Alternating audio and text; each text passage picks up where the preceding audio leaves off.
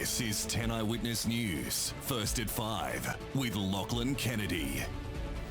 Good evening. The Prime Minister has accused a Labor frontbencher of being heartless after he mocked a Townsville MP who today shed tears for sacked Queensland Nickel staff. Ewen Jones broke down as Employment Minister Michaelia Cash announced a taxpayer-funded payout for nearly 800 workers. And she's vowing to now pursue every avenue to make Clive Palmer pay the money back. Here's Tegan George.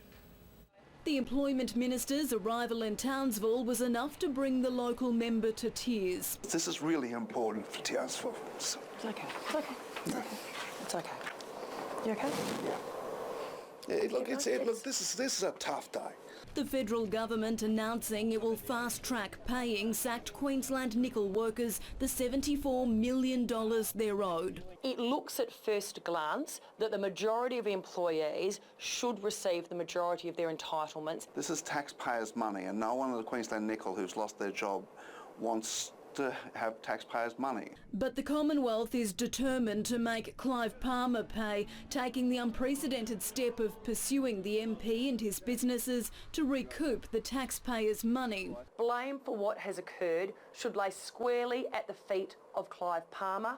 Clive has the capacity to do it, and I call on him to do it as soon as possible. Administrators believe Mr Palmer siphoned more than $200 million from the refinery to his other interests. But in addition, that I'll be expecting the regulators, ASIC and others, to be pursuing this within the full extent of their powers. While the federal opposition welcomes the payouts, it's calling on the government to scrap planned cuts to the Entitlements Guarantee scheme. Ewen Jones crying crocodile tears. It was quite pathetic. He voted to cut their entitlements under law. The Prime Minister retaliating from China.